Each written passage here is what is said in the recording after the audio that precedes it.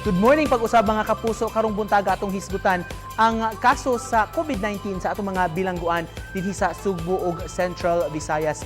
Taliwa sa hugot nga pagpangandam sa BJMP aron unta di sila masudlan apan naka-penetrate gyud kining maong sakit sa mga PDL, persons deprived of liberty, ingon man sa pipila ka mga jail personnel. Karong buntaga makauban nato Regional Director sa BJMP 7, Jail Chief Superintendent Efren Nimenyo. Good morning, RD. Maayong buntag, Nico. Maayong buntag sa tanan nga tigpaminaw o nagtanaw sa inyong tulungan. Daghang salamat sa pag-uban kanamo karong buntaga, RD. Mangumusta mi, kumusta naman ang mga kaso sa COVID-19 sa atong mga jail facilities? So far, Nico, no, daghan na kayo ang atong recoveries. In fact, ang Cebu City Jail, female and male dormitory, tanan nga PDL naka-recover na. Pero pagsugod ani RD, wa kali kayo nga murag mikatag gyud kaayo ni, mikatap labi na kay tikit-tikit o overcrowded sa draba ang atong mga jail facilities. Yes, Nico, no, na-overwhelmed yun ato, nakalitan tayo ang ato kadaghan. But good kaya naaman tayo naandam isolation facility para sa ato ang mga PDL. So mao to nga wa gyud dayon maka-gyud sa kadaghanan dito sa jail facility nato sa Cebu City. Na-test ba nato RD ang tanan nato mga PDL o mga personnel ining maong mga facilities?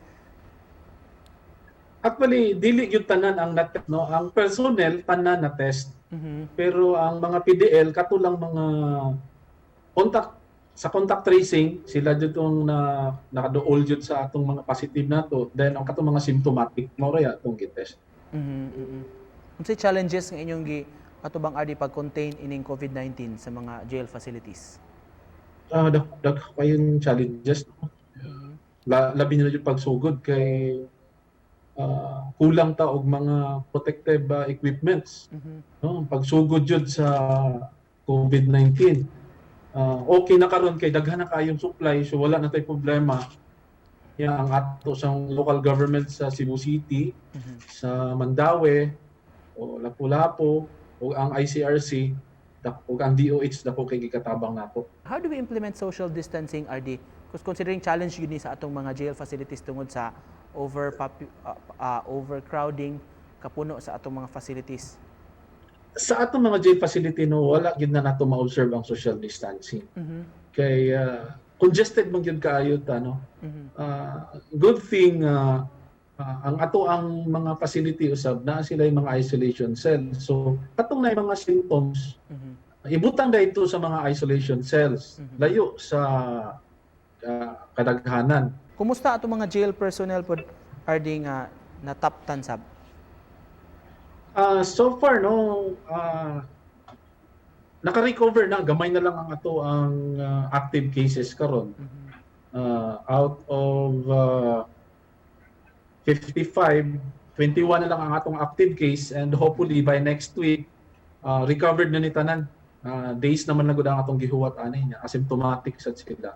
RD, kumusta ang mga dalaw, daghang mga paryente na itong mga PDL nga nagpangumusta sa taw-taw na sila makabisita, pabilin ba gihapon nga gibawal o wala ta mo dawat og dalaw sa atong mga inmates?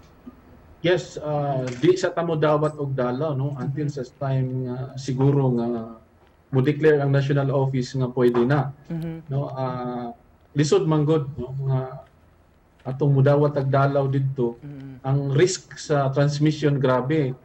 Sa atong personnel, labi na gyud sa atong personnel kay ang among giplano na gyud karon kay nagprepare naman ang atong mga jail facility nga mag-construct og mga barriers nga walay contact ang dalaw ug ang PDL, but ang atong mga personnel sa delikado kay i-search baya na nato.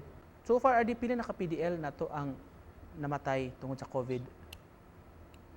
So far sa atong record, pagsugod yun, no, 4 ka PDL. Alright. But naa sila yung mga lingering illness na before, no, dili ginaingon nga tungod initially mo sa ato ang manggong tan-aw, normal man gud to siya nga kuan nga naa siya sakit o niya naguot ang dughan gida sa ospital, then pagkamatay gitest na noon dito na COVID ay. Katong kaso Mo sa to iyang kuan na pre-existing condition, RD? Yes, na prison testing po siya.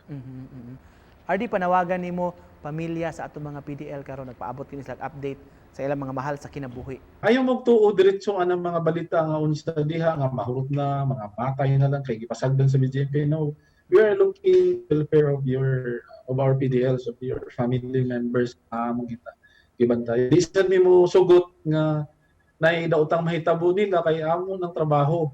No, in fact makita man nato nga tanan nga mga fake news nga nigawas sayop. No,